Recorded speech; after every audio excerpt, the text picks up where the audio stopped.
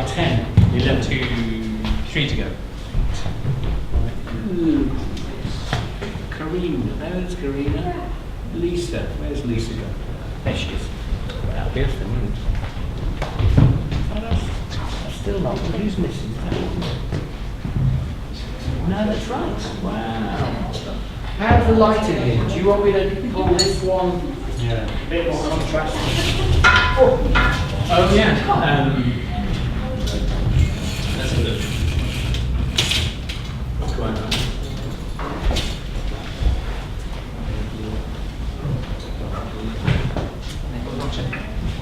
So this is for the sake of Eric's help. This is Histories and Futures 4. I don't know what's going on in your heads at the moment, because I can imagine it's now Histories and Futures, machine learning, HCI, design, case studies. And you'll know soon. So I suspect you're experiencing some kind of temporal spatial meltdown. And increasingly what's going to happen is that some of the briefs, so we've got your first brief from me today after this. So things are going to start getting pretty crazy. The old idea that you were doing one thing at one time is just going to dissolve. So I don't know how that's going to feel, because you're all doing different courses to some extent. But this is History of the Futures. Remember we had ubiquity, the condition of what it might be to be ubiquitous, the future of the past. We've had concepts of real time. I was in Russia for a week, so I had to send them a movie that tried to have some real time components, which is a bit unusual. And then last week we had, actually it was a bit more design-y last week. We had Jack Schultz from Berg, who's a kind of trendy design firm in London. You're talking about Berg? Yeah, and they were cool. A bit more, a little bit off track. And now we get back on track in terms of Histories and Futures by talking about people. Well, that's the meta idea here. And Eric Laurier, who's from the School of Geography, Geoscience? The big school's called Geoscience. Geoscience. Yes, I trained originally as a geographer. And we work, actually Fionn works a little bit with us. We work on a project that deals particularly with value and the value of second-hand things. So we work with a British charity called Oxfam. And I don't know if you have Oxfam in China. No. Ireland? Yeah. Oh, good. Netherlands? No. So for those who don't know, Oxfam is a high street charity. It has a charity shop.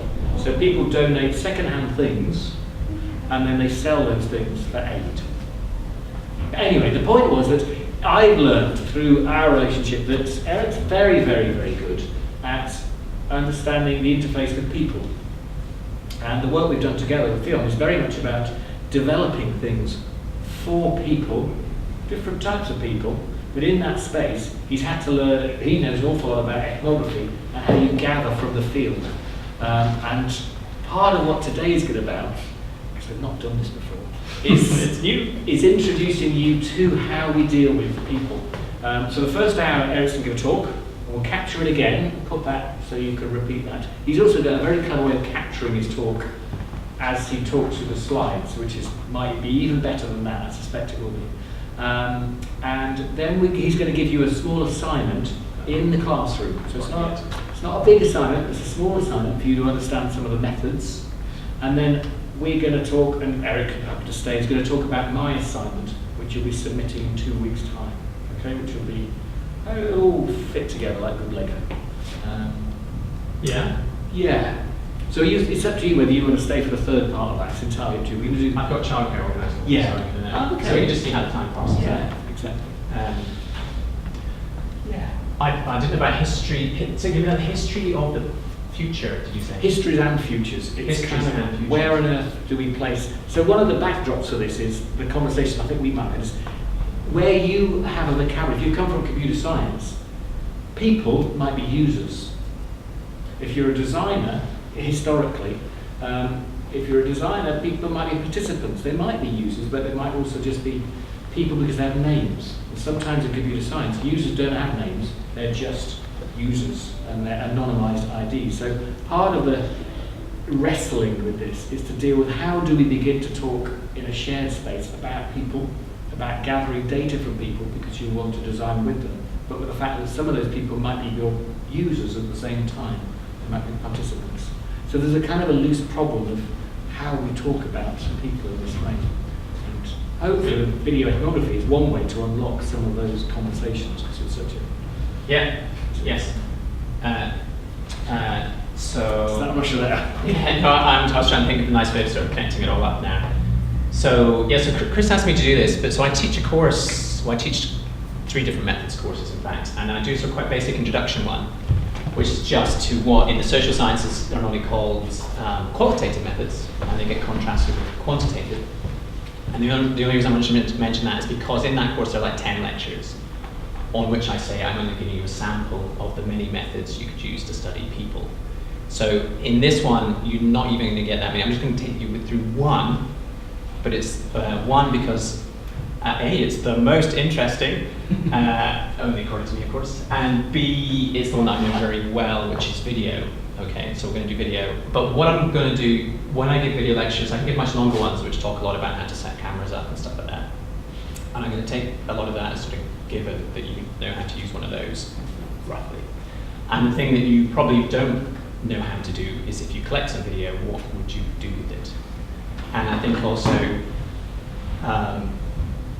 what's normally a thing when you collect video is working out some particular way of analysing those materials that get you something. Oh, actually, gets you something out of it. But also, I think in analysing those materials, you'll see something of how you might have to collect the video and set the camera up. You'll see something. You can work out that sort of backwards in a way. So we'll just skip that whole step.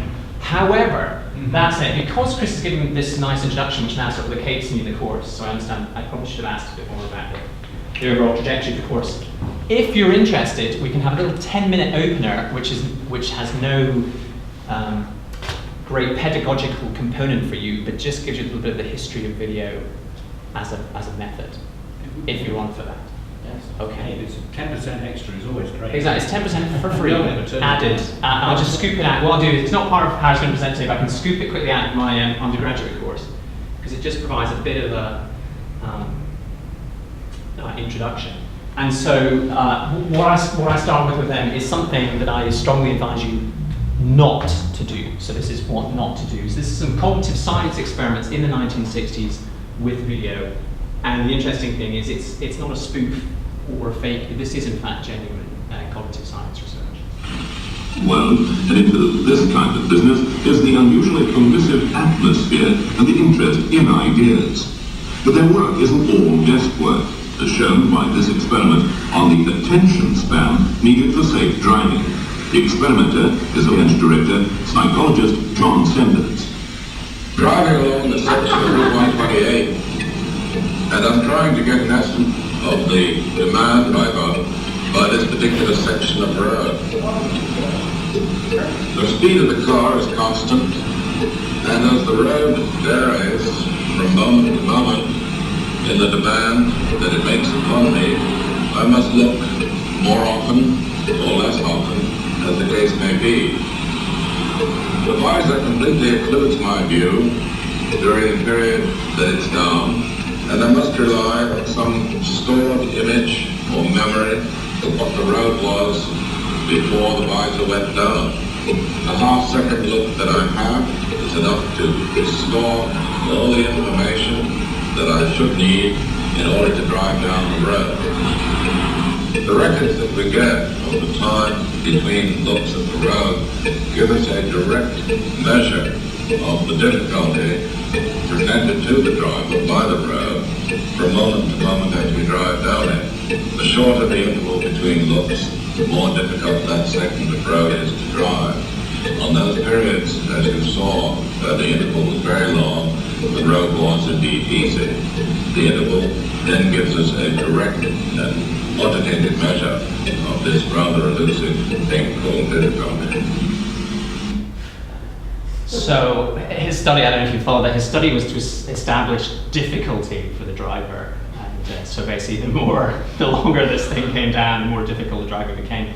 I mean, if there's something to be reprieved from the slightly crazy experiment he was doing, I presume he's still alive and didn't die while doing those sorts of experiments, was that the idea that the world is glance available, so that one of the things that we do when we look around at the world is when we glance at it, we can take in a lot of what's happening and then look away and do something else. The classic thing, sort of appropriately enough, being crossing the road, where basically you can sort of take a glance at the roads and glance at the oncoming cars and work out very quickly whether you're going to step out or not, because things are sort of available to be glanced at. So it's sort of maybe a little bit of reprieving interest in it.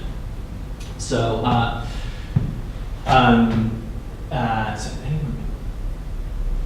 this is such a great. Oh, it is, yeah, zoetrope. It is, in fact, it's a zoopraxiscope. And so this is from the beginning of the recording of moving images, and it's a sort of early precursor of film, and we'll hear a little bit more about that in a second. And so this is just a quote from Margaret Mead, reasonably famous anthropologist, who complains, even in the 1970s, about the absence of recording things on video and taking them seriously as a way of studying the world. And so she just sort of she's insisting there on why not record this stuff before it disappears in front of everyone's eyes. So sort of early requests like, let's please use video. And it's even more of a sort of poignant or poignant request, even more of a pointed request, I suppose, given the fact that this form of recording goes back over 100 years, so it goes back well over a century to be able to record things, moving images in particular, and the visual aspects of the world. And goes back to, I'm giving a date right, it was the 1870s and 1880s when a guy called Ed Weird Muybridge first did this. Does anyone, I'm going to show the video in a second, but I presume a lot of people know, do you know the story? So basically, Leland Stanford, who is the guy who was behind setting up Stanford University, places a bet with another rich Californian. And Stanford's bet is that at a certain point horses fly, that basically none of their feet touch the ground. And to settle this bet, he has to work out a way of establishing, with money at stake, how you could provide a form of evidence that at a certain point none of the horse's hooves are touching the ground. And he gets in touch with this photographer, Edward Muybridge, who at that point is only famous for doing landscape photography, and says, well, is there any way we could set up some kind of apparatus that would be able to take a photograph of the horse on a sort of second-by-second basis? And we might actually see this moment when it leaves the ground. So Edward Muybridge sets up this amazing apparatus, which we'll see in a second, to take photographs. And this isn't the original photograph, but manages to take a photograph showing just this, that at this point in time, there is nothing touching the ground. So Stanford wins his bet. It's very happy, and you also have the invention of an early form of effectively film recording. So this is just a little clip about a series, what was this, 3 years ago now, about Edward Muybridge, which I think was some anniversary. Muybridge's greatest innovation is that he understood that in order to really analyze motion, you needed to photograph a sequence of images, one after another, fractions of a second apart, and display them in a grid. So how did he do this? They constructed a shed, the camera shed, that would enable Muybridge to line up in a row up to 24 cameras. The complicated thing was, how would you trigger the shutters in sequence at the right moment? Stanford then enlisted the help of his engineers that worked for the Central Pacific Railroad to help devise the technology that would be needed. It's the first electronic shutter. A wire was run across the track, and then when the horse would run along the track, it would break the wire. The circuit would be broken, the shutter would trip. So the horse was then tripping the shutter. A secretary recalled the joy and pleasure when Mr. Muybridge called from the darkroom. I've got the picture of the horse jumping from the ground. It's the most exuberant moment on record in Muybridge's life. At first people didn't believe it, and Muybridge had to display the negatives. He had to do a lot to convince people that they weren't doctored, that it really was the way horses ran. Some press were convinced. A wonderful invention, photographing a racing horse at full speed, a feat in photography. But others stayed skeptical. This is a really good example of the disbelieving general public. The satirical cartoon produced by the Illustrated Wasp. Yes. Yeah, and it's showing how Muybridge's motion sequence photography was quite shocking to audiences in the 19th century because it was such a new thing. So there's more of that. But Muybridge does a whole series of these motion studies, and they're all done in the sort of late 19th century. He's very interested in a lot of what he gets called into actually studies of animals, but he also gets brought in to do studies of people with mental illnesses, with an idea of sort of what mental illnesses look like. There's a lot of interest in photography about being able to see what madness is through visual images of it. And here what he's interested in are sort of things that have to do with the early rise of things like ergonomics, and how you might, by looking at the human body in motion, and that's why it's often set against these sort of lines and graphs, and you might be able to better design objects to go with the way in which the human body moves. And he leaves a vast record of these. And so this is happening in the late 19th century, and it's sort of, the use of film then sort of disappears actually to some extent. And in fact, so we can nip back out of that, back into the other one. So you get this sort of interesting sort of dropping away. So it's sort of, there's this early interest in doing that kind of study, and it disappears off into film and television and natural history programming. But the sort of idea of using video as a form of recording that you might try and understand human motion, human actions through, kind of disappears. So sorry, it's interesting you have that long history. Yeah, and you have interesting moments as well. I mean, I guess you might be noticing that already about the struggles to design for video, which sort of push design into kind of interesting directions. Yeah, but it is persistent, isn't it? I mean, the apps to capture, there's an app, it doesn't work in quite like myself, to capture what I was doing here, and time. I mean, the critical thing for me is that time, and working in the architecture school, they were hopelessly kept time out of the equation. In the context of programming and data, temporality seems persistent, based on use, and then capture is a very good place to start in terms of video capture. So you will need it. So let's yes. Good setup there. Yeah, so I wasn't going to give you that setup, but that makes it a bit more interesting in history. So what I'm going to take you through here actually is something much more analytic. And so I want to take you through a bunch of ideas over the next, just trying to take 20 minutes, half an hour, and then we can do an activity. I'm going to take you through what this thing might be, I'm going to say, called seeing with categories, and I'll say what that is in a minute.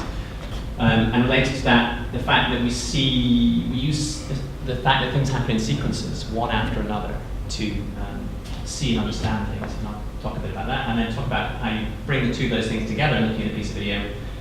Then talk a little bit about gestural aspects and expressions in terms of how we see those in video, which goes all the way back to Muybridge, who's very interested in gesture and movement.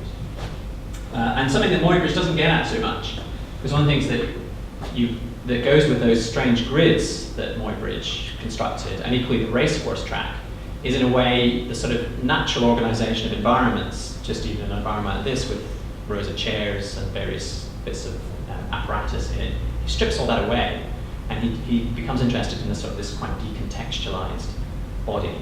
And what we might be interested in is sort of seeing people's activities in the wild. So we might go study architects in an architectural office and see what they're doing there. We might indeed go study horse racing, but we'd actually go down to the horse racing track and see what they do down there. We might go study a firm of accountants to see what they do in their accountancy office, which would also involve them in the accountancy office rather than dragging them into a lab where we would somehow, I guess, go for, they would do time motion studies with accountants faster typing. So we'll also end up a little bit also talking a little bit around objects, which I think would be of interest in terms of how they're sort of configured in interaction. So a quick face test, the common game amongst academics, spot the famous philosopher. Wittgenstein. Not Wittgenstein. Wittgenstein looks a bit of a cool dude, or a bit of man. Whereas I think that he looks quite like an accountant, actually. Saussure? No. And I guess, he's got great glasses, which almost places him. So this is J.L. Austin, who wrote a book called How to Do Things with Words. And his sort of big relevance to us is he, along with Wittgenstein and a series of others, are quite key in a response to a long approach in language philosophy, which treated language mainly as a way of naming things. So it's basically attaching labels to stuff. So this object here is a TV, and attach a label to it, it's a TV. This is a table, attached to it, that's a table. So which is all semiotics, this is all about. And Austin and Wittgenstein and others responds to that way of understanding language, which is also a way of understanding language which is about truth functions. Something's either true or it's false. By saying, well, no, language is about doing things. It's about how we get things done in the world. It's full of actions. And the absolute classic example they use of this, which is the one we should be taught. 101 linguistics course is when at a wedding, or certainly in a British wedding, or Anglo-American wedding, when the bride or the bride says to the groom, I do, they're not attaching a label or a name to anything, they're doing an action. They're doing the action of getting married. Or equally another one could be, to go with the horse riding example, I bet you £5. The action there, that is you doing the bet. So in speaking this, I'm doing the bet. I'm not trying to create a picture of anything, I'm doing an action, which is placing a bet. So you've got this switch to thinking about language in terms of like, okay, let's look at it as a process that does certain actions. And of course the funny thing is that's got a nice connection to any kind of programming, because of course programming is using language to do actions. So that's sort of nice. There's a nice overlap there. That's already how a programmer tends to think about language. Of course they give names to things, and that's not a function of what you do in programming, but you use programming to do stuff. So we've got a sense of language as something that we use for doing things rather than picturing things.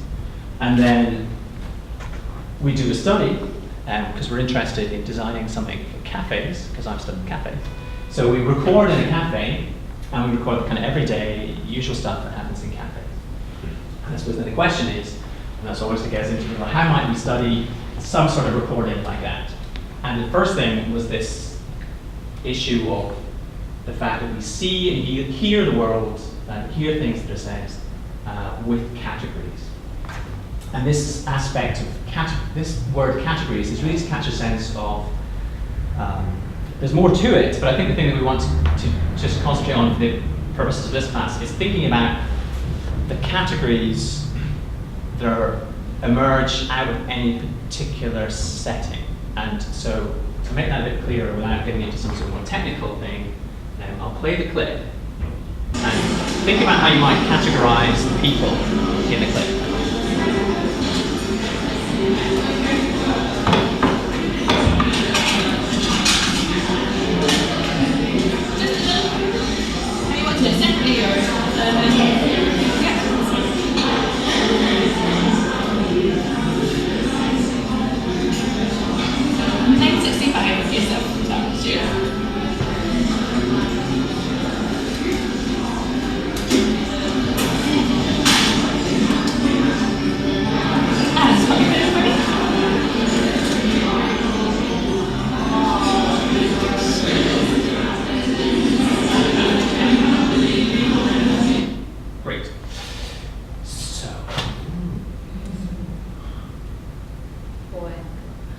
Boy, girl.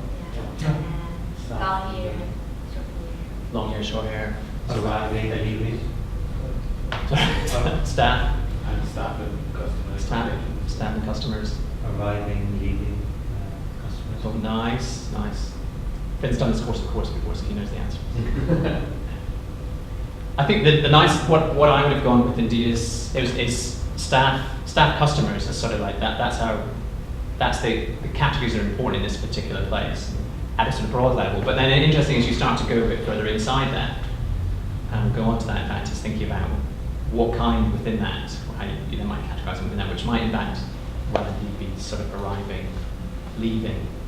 So thinking about the categories that are generated by the activities in a particular place. So yes, the cafes have standard customers.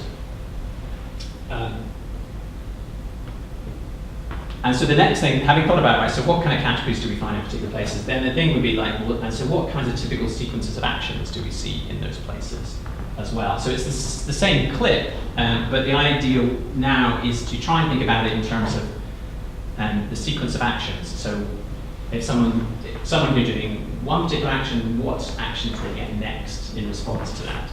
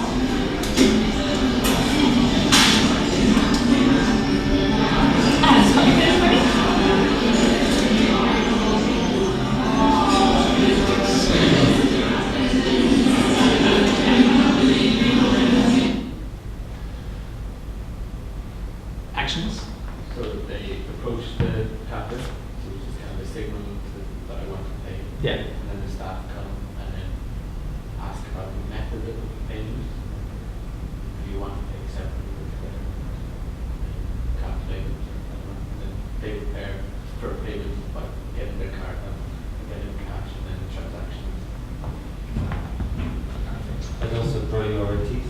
The waitress is coming from the back Yeah. because they want to pay, so the paying is more important than what she had to do back there. Yeah. And also the woman in yellow is waiting for her to finish the payment, so they're giving priority to the payment action. Yeah, she's giving priority to the customers who are at her. She needs to ring a payment through like which she collected from the table in the corner. So that she's performing a transaction with customers who aren't there anymore. Yeah. Or who are, did you say, coming from another table, so she's doing her billing? The yellow dress was in the far corner. When she comes over, and she just stands and waits, which kind of makes it look like she's doing nothing, but then she brings something through the till. Yeah. So I think they must have left money on the table or something like that. Yeah, she's just setting it up for them from table service versus a counter service, which is great. Yeah, so basically it is that sort of thing. Let's think about the unfolding of the actions in exactly those terms.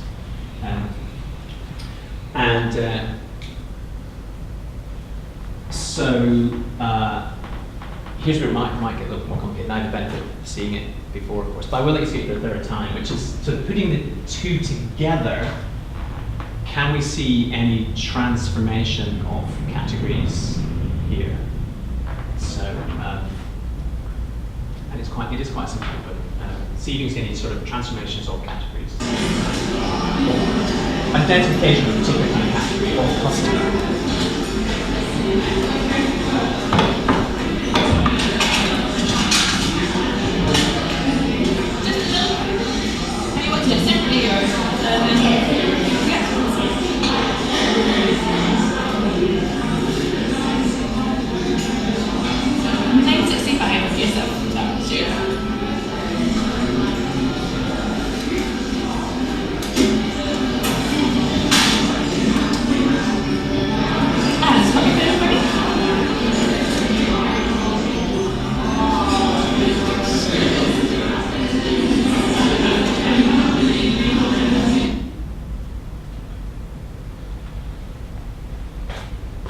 It was a trickier question.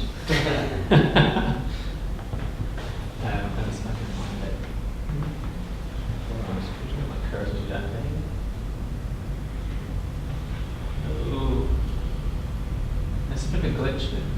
Yeah. It seems to have on the slides where you can't. Sometimes on some slides I can do this and bring the bar up, and then. Seems to be because your player thing is below the line. If you roll down, so keep going there, keep going there. It's not giving the. Just a glitch sometimes at the base of the little player scroll bar disappears. Well, just again, I'll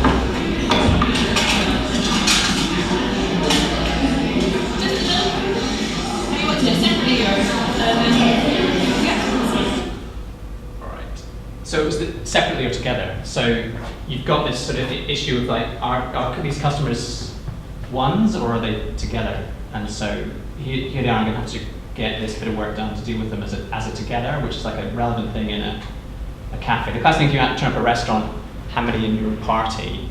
This is very relevant to the order of service is working out. Are you a table of 6? Are you table of 1? One individual diners being a particular problem in restaurants. So here in terms of paying, there's an issue. They have both approached the counter together, but it's still, one thing is anyway, are they together? They sort of look visibly as if they are, but it's also consequential for doing the payment in the sense of, are you going to pay for this together? And then you see them, we've played a little bit longer, they also then deal with, are we paying for this together? Which for them is a different thing. For them, it's relevant, am I going to treat you or not? I feel that's sort of what's relevant. Yeah. It's sort of like, I might have to be. The space between them. Yeah. It's quite a noticeable. They're not pals, are they? Maybe it's a business relationship because they're not very close. They seem to have positioned themselves. You sort your accounting out, I'll sort mine out. I don't know. It's quite a noticeable. Yeah, and I think it's also a moment when you come to paying like that, even if it's your business friends, and then someone says together or apart, it makes relevant. Am I going to pay for you? Are you going to pay for me? What should we do? Should one of us treat the other? Are we? And if we do keep Dutch, then we do, which is the phrase. We do preserve then a sort of distance also, so that the relationship's a kind of issue there. Are we closer? Are we farther? So it all very interesting. So just skip over that. So the replay thing is which is in this video, what you tend to do is get little short bits of video and play them again and again. And part of the again and again is like replays in sports, stuff goes by pretty fast. So by playing it again and again, you start to recover some of the details which you otherwise miss on a first viewing. So there's that, that's sort of basic, quite obvious thing. But the other thing that replaying video materials again and again does is it also renders them a bit strange, because of course, that's not how we see the world. And when you start to replay stuff, the first time you play it, it seems fairly obvious. You see it as you would see it normally in everyday life, slightly peculiar, sort of set up in the classroom or whatever, but nevertheless, it sort of seems really like someone playing the cat. You play it again, and it takes on this slightly different appearance of it's not quite what it appeared on the first play, and then you play it for a third time, and somehow some of that initial sense of how the whole thing's working starts to kind of fall apart a bit, and then you play it again, and it seems to cohere even less, and it seems to be full of more detailed bits that, and oddities that come up. Why did that happen that way? And like many classic art video pieces of work which involve playings of material, it suddenly renders the world quite strange by simply repeating the same thing again and again. So I didn't notice the sleeves until the third play. Right. I didn't notice the sleeves. I'm cleaning, sneezing. Yeah. I hadn't picked up on that at all. It's a entirely different vista. Yeah, so there's sort of more, the moreness of it starts to come out when you play it. So there's that, so you want to replay quite a bit. Is not also though, like, that's kind of when you overanalyze things, you go, oh, you pick up a pen a certain way, or these things that are kind of habitual that you don't necessarily notice, you sometimes tend to make more out of it than it is. Maybe we attach too much meaning by over replaying it and be like, why is that person working in that funny way? Or why did they put that language in that particular order? Yeah. And sometimes it's, I don't know, it's just like, are we sometimes does it lend itself to Have you seen the film Conversation with Gene Hackman? Because there's it's about him capturing a piece of audio, and he's so obsessed that it was a conspiracy. Yeah. That actually the audio isn't actually captured, but it's in the processing. And there's, the face on Mars. We found a face on Mars only because we filtered the data in a certain way to look for the bloody face, and we apply all the right filters to construct it. So there is this, I suppose, acknowledgement of the reader, the viewer. You'll look for. If you're not careful, you might look for certain things, I suppose. Well, yeah, there's two slightly different things. One is why do they do that? And I think it's don't ask that question. It's like, how do they do that? So how did they achieve signing a check?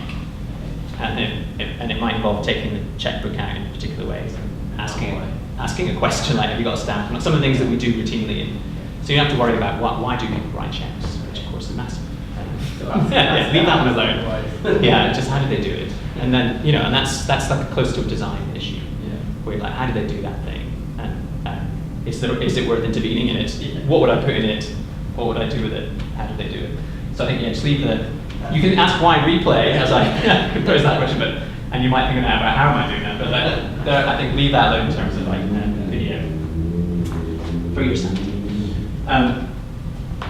So some of these are sort of long-standing issues in people who study interaction. They get interested in the fact that actions tend to be paired, and when any particular action is done, there's only a limited set of actions that will be done in response to it, and it can be in fact quite a small set of actions.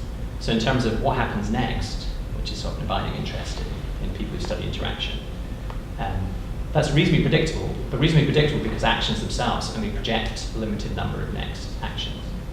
And so the fascinating thing is that if you ask a question, there's only a limited set of things that can be done in response to that question. In fact, the main one is an answer. It's just a simple example of a paired activity.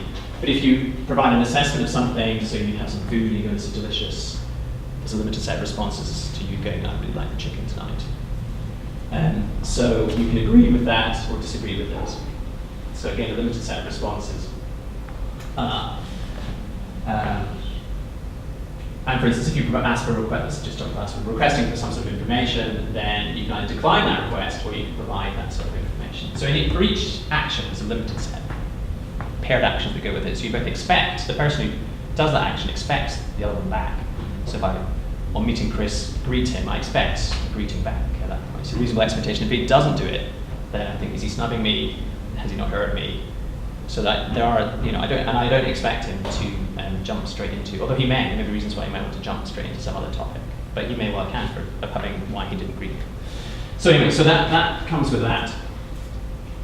So if we go back to the fact that we have these paired actions, and in this interaction between I'll play it last time, is we have a nice request in it, and if you listen out for it, the waitress says, "Can you pop your pin in for me?"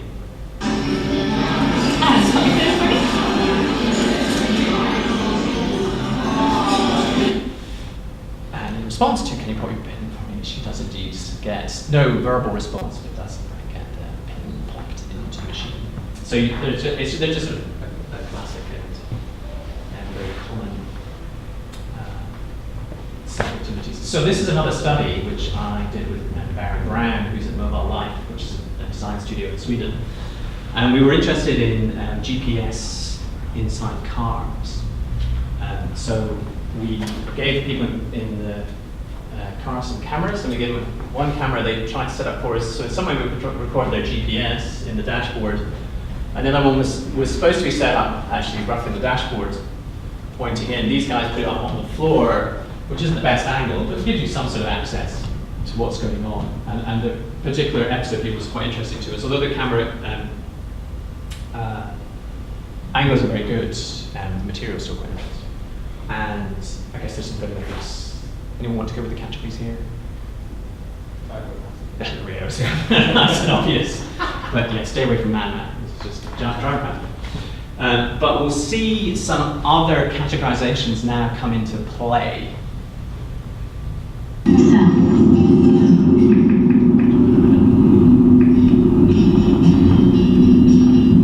about 3/4 of a mile, exit number 2B on your right, then left turn.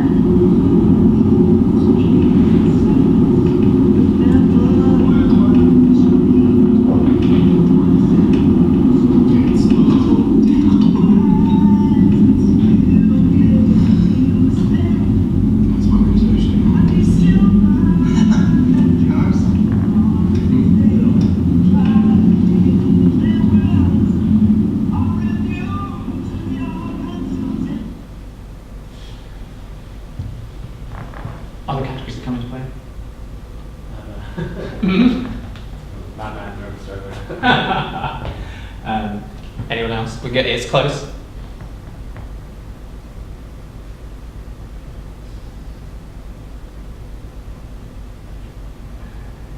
You could put like anxious and cautious and rude. Yeah. Well, I think that let's just go with the sort of madman. I mean, it's speed basically. Slow down. Like he's going too fast. The slow down, and that's why all the shit happens. Like you're going too fast. So you're like fast driver. And they're young guys, fast driver. So it's sort of that, the kind of cool young fast driver sort of starting to come into play, and then his sort of response to that. Actually, I'm not sure he does say. It's very hard to hear. It might be. I'm sorry, or I hope so, in terms of joke on shit happening. So, so you have those sort of other categories that come in according to where you are. So, the other things we've not really focused on so much the video brings, and why it's also very nice, is it's not so much looking through the eyes of the participants as you really can look at the eyes of the participants when you see them, to try and look at what they're looking at. And that's one of the ways in which you can deal with the face on Mars issue, in terms of, is it just what I'm seeing in this? In the sense of, actually you look to see what they're seeing in it. So you're interested in what do they see, rather than, I'm looking for this thing so hard, I'm just going to find it. So it's what do they see? And around that, we also get how, because we've got video recording, we get something of how people are gesturing around things, the kind of actual sort of stance they take on particular issues in terms of actual physical embodied stance, like leaning in to pay close attention to something, or sort of stepping back and that kind of thing. And we get the objects that they're using and the environments within which they're using them. This nice piece of a guy called Chuck Goodwin does a lot of studies on gesture and interaction. And one of the things he does in his talks about gesture is points out that while we tend to think about gesture as if it were some sort of sign language often, and it's about if we could just decode what someone's doing with their hands, we could understand what they're up to.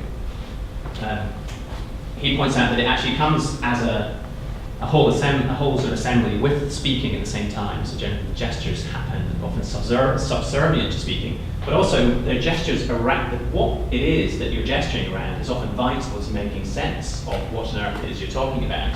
So what he did here was he basically just took the object out of the interaction and leaves you with what it is there without the object. So she sold me this, but she didn't sell me this or that. But you can all have a quick guess at what it is. It's from Amazon.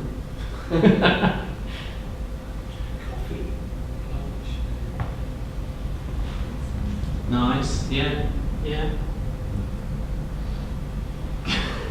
Find it. It's like what's the sardines? Is the game you have to guess the film? Yeah. So I'll take the pain suffering out of it. It's a blender, and so it's got the blender, tilts it around. There's the base of the blade, I guess, is probably the base, which then goes onto the node.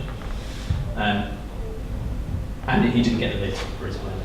So basically, you take the object out and then sort of making sense of what on earth someone's talking about becomes hard to disentangle. Or similarly, Chuck Goodwin uses a different example. He uses American football, so I translated that for, I realize now, a UK audience. But anyway, so rugby player. If you take the environment out, then similarly, I think we're going to guess what this person's doing, but actually establishing whether or not the thing is happening, which might be happening, is reliant, of course, on putting the environment back, where suddenly there is indeed a line which establishes the success or failure of the particular thing that he's doing, and of course, a player that has to be pursued here. So he is indeed scoring a try once you put the environment back. Take the environment out, then that's no longer accessible to you.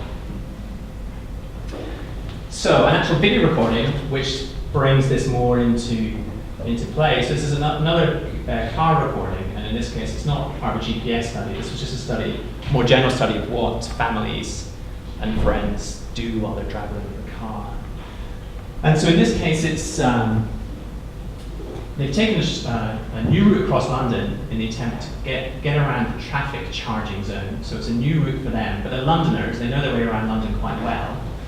And what we'll just take a look at now is making sense of what they're doing through looking at what they're looking at in the environment. I'm pretty sure you can't put one there. We've got a problem there.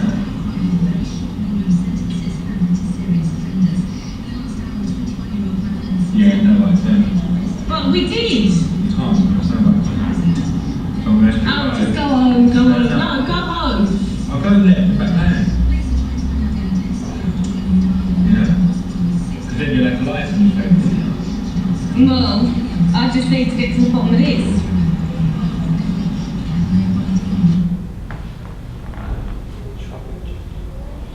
Traffic congestion. So do we check the environment? Yeah. Yes. Close. It isn't. There is an element of the traffic that comes up a bit later, but actually, I'll just give you. There's something else. In fact, they focus on. So there's the traffic, but there's this other feature which is kind of key. From they want to make a turn. Diversion. Yeah. Well, in fact, I'll play it again. They're interested in this. They can't get across it. Yeah. So. I'm pretty sure you can't put one there. We've got a problem there.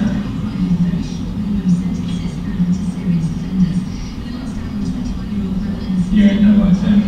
But we did. You can't, there's no like that. So let's Oh, just go home, go home. No, go home. I'll go left, back there.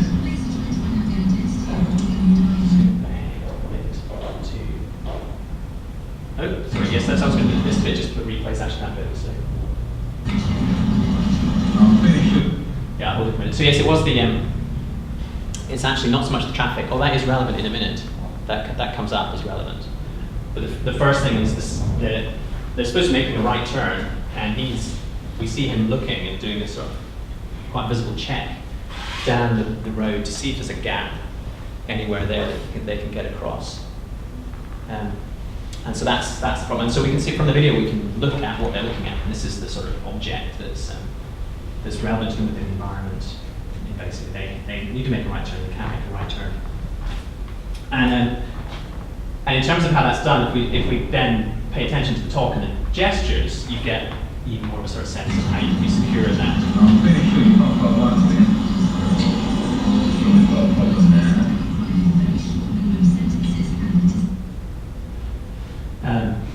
And the thing that's sort of interesting there is, just to sort of focus in on it a bit more, if I come out not too bad, is also what he's doing and what she's doing. So in the sense of Simon the driver with his "you can't make this right turn" when he looks, and it's sort of establishing that he's sure about this through the look, and then making it clear what he's talking about. So he nods towards the road and he looks towards the road. So he's really establishing this is what I'm talking about. That's how he establishes to her I'm talking about the absence of this right turn. And in response to that, he says they, as a driving together in the car, have got a problem. And his wife, Jenny, then she takes a look as well, and just sort of goes back to where she was before. And in that, you sort of see something as well of a sort of a emotional response to all of this, which is less. Yeah, she gets really good. Yeah. It's quite hard to quite hard to watch because I couldn't help watching a drama involved. It is quite dramatic. As opposed to watching, I'm watching them as well as soap opera. Yeah. Trying to keep that, as opposed to watching the road, which gives you clues to the context. It's quite tricky, isn't it? I don't know. If you get multiple cameras. You have to jump. Yeah, you have to put people. Another reason for replaying it, yes, even more so when you've got multiple cameras, is somehow tracking the action between. Yeah. Or sometimes just waiting, following through on one camera to see what that one's brought, and then shifting to the other one, so that it gives you that opportunity to focus a bit. Did you set the mission that they are now presented with a problem with? Do you see what I mean? So No, you can't. Yes, you can. We have done it in other studies, and in fact, the one we'll use in 10 minutes or so. Okay. That one was task-based, whereas this one, we just gave them cameras and said, record your journeys for us over a sort of 2-week period, and just the everyday stuff we do. So they were very kindly put the cameras in and recorded mini adventures like this. So now we get to your point, in fact. So if we watch, there's traffic-related stuff going on as well, and it's both the traffic and then it's what the driver does. Yeah, no, I think. Well, we did. You can't, there's no way to. Oh, just go home, go home. No, go home. I'll go left, back home. So the traffic's an issue, and so just give that timing of what happens. Oh, sorry, forwards. No, forwards. Yeah, no, I think. Well, we did. You can't, there's no way to. Oh, just go home, go home. No, go home. I'll go left, back home. Do you want to see again? Yeah. Well, he moves lanes. It's like the Kennedy assassination. Yeah, that's It's time. No. Yeah, no, I think. It's Well, really we good. did. You can't, there's no way to. Oh, just go home, go home. No, go home. I'll go left, back home.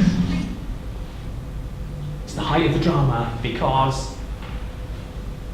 It's just got more compressed, isn't it? no.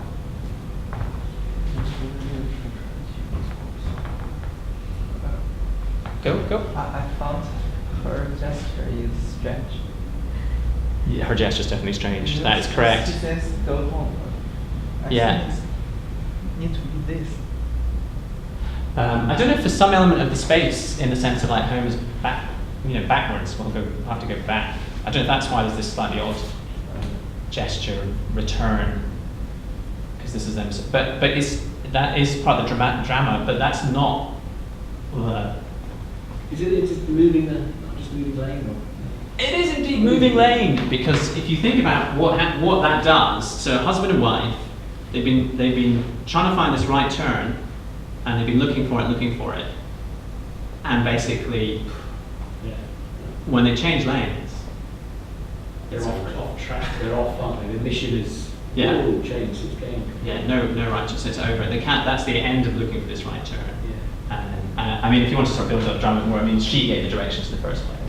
She was very sure it was a right turn. So that's why it becomes the emotion sort of runs a bit higher. But it's that driving action that basically, because the traffic is about to close up on her, he's got, and that you see that time pressure building up, that he wants to get out of that lane. Time's running out, they're going to have to make a decision to abandon that lane, otherwise he can't get out. He'll be boxed in by those other cars because it's very busy. So at a certain point he's got to leave. So he's pressing her earlier to say, like, we've got a problem, what we're going to do. She doesn't do anything, she just sits there looking more stressed.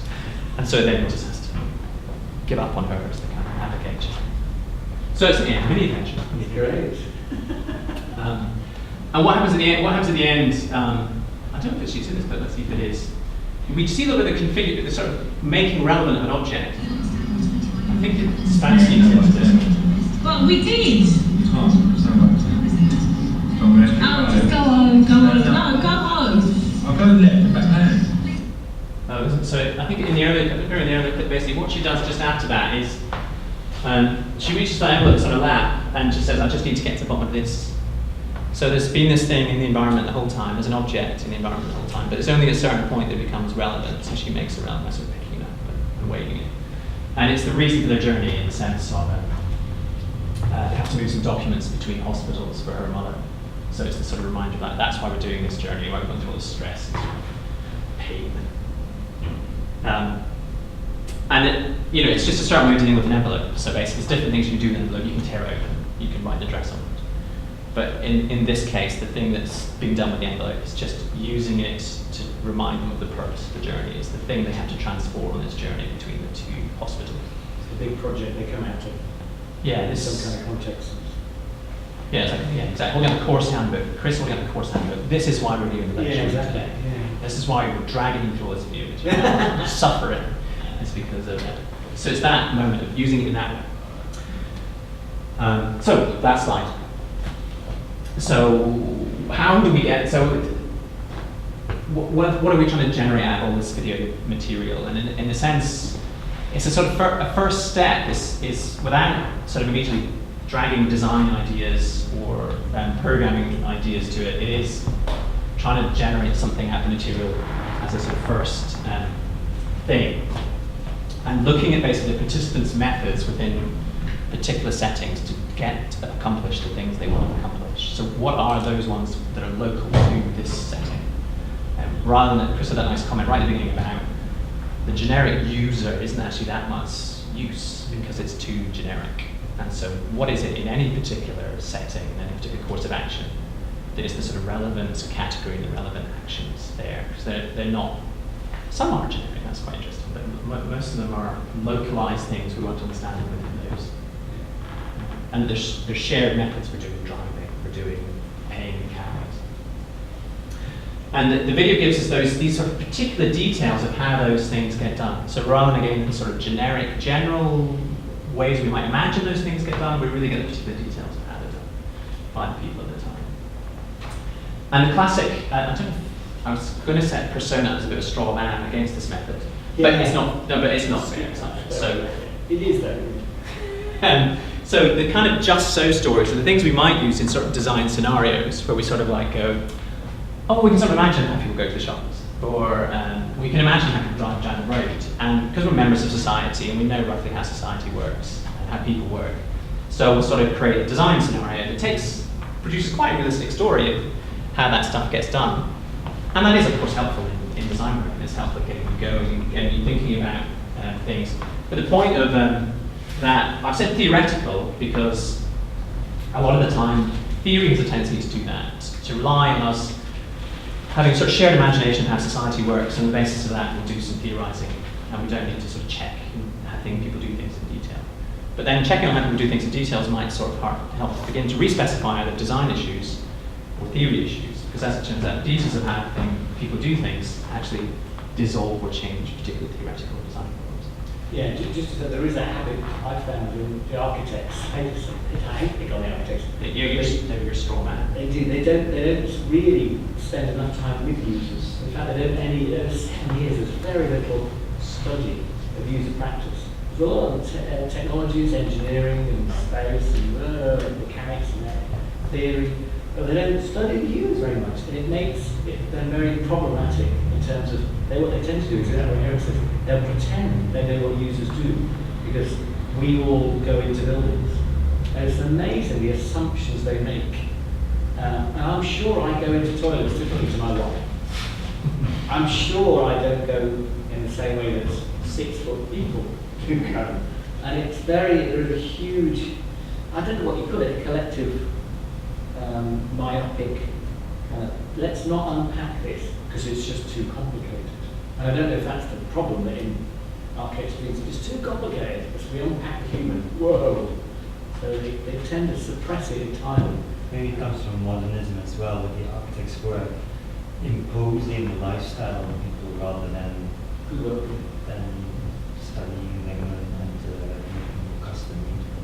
Yes, certainly the way they use them in photographic books. They haven't got people in anyway. They tend to take them out. But it is a critical trait which I think you've got to deal with, particularly even if some of your characters might be data, they might not be actual flesh and bone, just watching them, learning about them, it's going to have to be critical. Sorry, I didn't mean to interrupt. No, I mean, in a way, that's a good way to wind up. I mean, data itself doesn't exist in the abstract either, but whatever is going to be done with it, it's going to be done within some local context of data use, whatever that is. And so you'll need to know what makes that data relevant in some way to the practices in which it will be enmeshed. It won't float free of any use, which would be nice, but it's not, it's going to be used for something, so you're going to have to try and get your head around what is it used for, where the user is too generic. I don't know, I mean, getting inside the life, I mean, that could be about, there's other ways, more work. So what I want to stop sort of broadcasting, because of course that gets quite exhausting. And what I have with me is, stop this.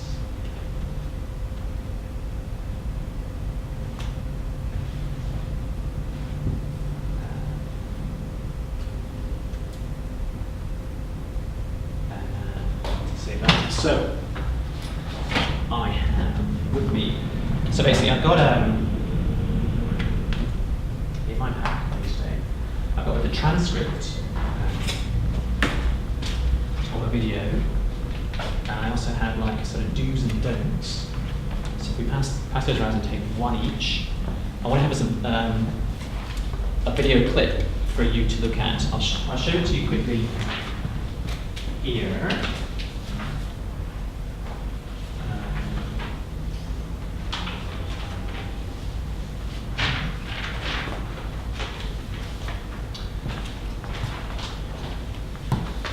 So I'll show you the clip quickly, and you can ask me some questions about it. Before what Chris and I were just discussing what to do, and I think the thing to do would be to break into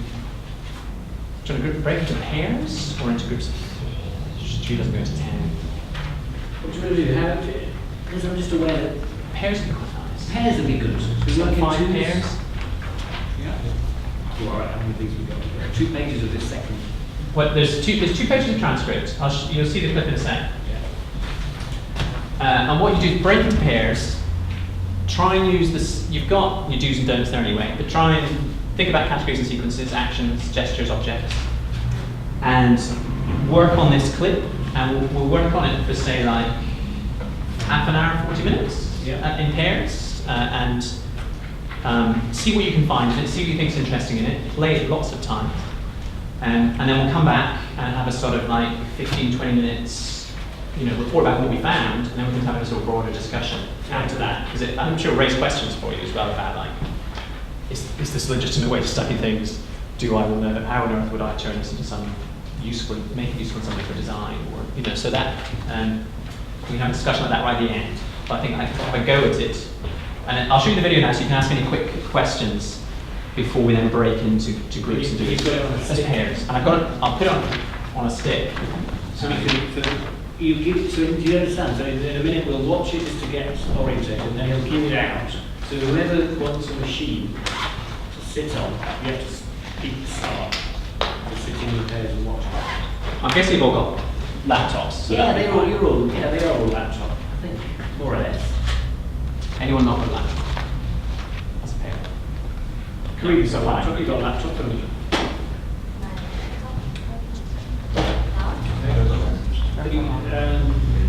We'll figure it out. We can stick on Dropbox if you need to get it on a. Oh, you've got a stick as well. Well, yes. Right, I'll shoot the clip and then we can start getting off my computer.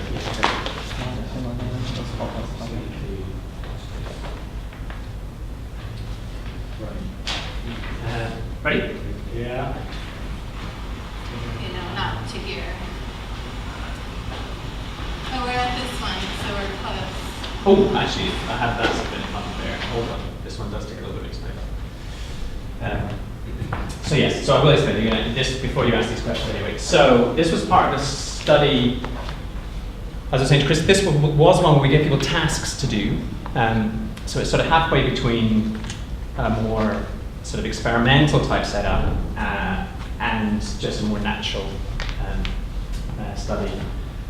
And so in this case, what we did was we gave some tourists some iPhones with, they were iPhone users already, so we would either put an app on their iPhone to do screen capture, or we'd give them an iPhone that had screen capture software built in already. And we just asked them to continue their holiday as normal, but could they do these 3 things on us today, which were very tourist-like activities. Could they just go find a shop they wanted to go shopping in, go for a tea break and go for lunch. So find a cafe or a tea room, whatever they wanted to find during the day, find somewhere to go for lunch, and find a shop they wanted to go shopping. So that was 3 tasks we gave them to do during the day. And we recorded, as you'll see, we recorded their screens, but just their use of the web and things like Yelp and Google Maps, and it's the old Google Maps, as you'll see. And in this instance, so we've got 2 female American tourists. They're in Sweden on holiday in Stockholm, and this is them wandering around Stockholm. And this is the Stockholm Underground station. And so they're just sort of arriving at a corner of an underground station on it. And do you large screen is the person talking, or? So what we had, you'll see both people talk, and basically the person on this main view has the iPhone. So this is their iPhone, and this is their front view. And this is their companion's view. And what they have is they've got cameras on lanyards around their necks. I think they come into shot in a sec, so you'll see.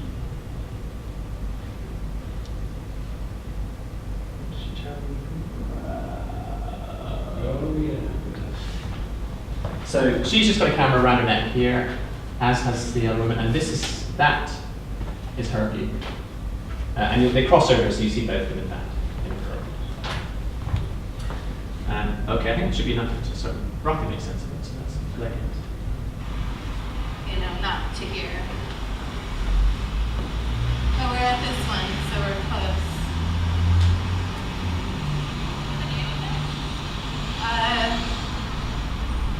Is it working any better? Yeah, it's working. So I think you were right. Or who knows, because I had to restart the maps.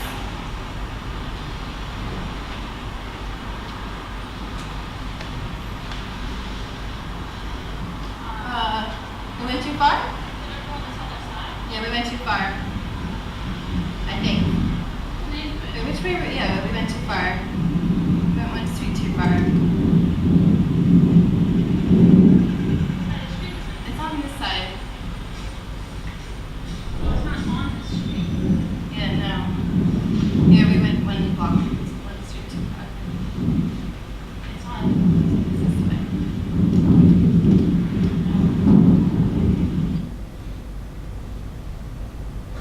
Pretty ordinary stuff. So that's it. if there's any quick questions, but we don't want to do the analysis now, that's for you to do now, but if there's any sort of quick background questions you want to ask. So you just want us to, in terms of with the analysis, just try and do the do's, or just try and analyze them into categories and sequences? I think, a nice way often to get started is to, and I think there's obviously quite quick starts here, things like, what kinds of categories of these people are they, and what are the sort of courses of action? And that allows you to lay things out from a good grounding. And then from there, in a way, it's whether you get more interested in the fact what happens on the screen with a map. Are you more interested in the fact they're walking and what does that do, with what they see in the environment? In a way, you can build up however you like at that. Basically, there's no right answer here. It's just bring us back something interesting that you've noticed. That's it. Just be, notice something interesting, and then that you could go, hey, people look at that. What they do with this. That's interesting. It felt like you have faith in the fact by the time we watched the restaurant by the third time, you knew it. So I think the hardest thing here is, it's overwhelming. Yes. And then within 4, just keep watching it, and actually then come to the do's. And actually, I suspect then you'll know. Yeah, you're right. Yes, that's a good point. Yeah, before trying to jump to what Finn was saying, like labeling stuff and sort of writing it all down. Yeah, watch it till you feel like you've learned it a bit. Like what? Yeah. So you can run it through your head a bit already. Right? Oh gosh, they do that. They do that. So yeah, play it a couple of times to let it settle in a bit. Yeah. So that you both starting to get clip off me. So you're thinking, why are we doing this? You'll know. Don't worry. You got to roll with this. So 2s. Who's going to be the 2s? You need a laptop. You can use this clip here, I guess. Someone can use this screen. So Perry can use this screen. So if someone wants to stay in here, it's fine. And I'll come around with the groups as well. So for the pairs rather. So who are you going to be with? Yeah. You 2. You 2. Do you know what you're doing? Just those. Good extent. So you're going to analyze how they cross the roads. This is just the transcript. Just keep watching. So that's something that. No, we did together. Yeah, this is the. Just keep watching and then tell a story. No, this is just what they say in the. Do you have your laptop?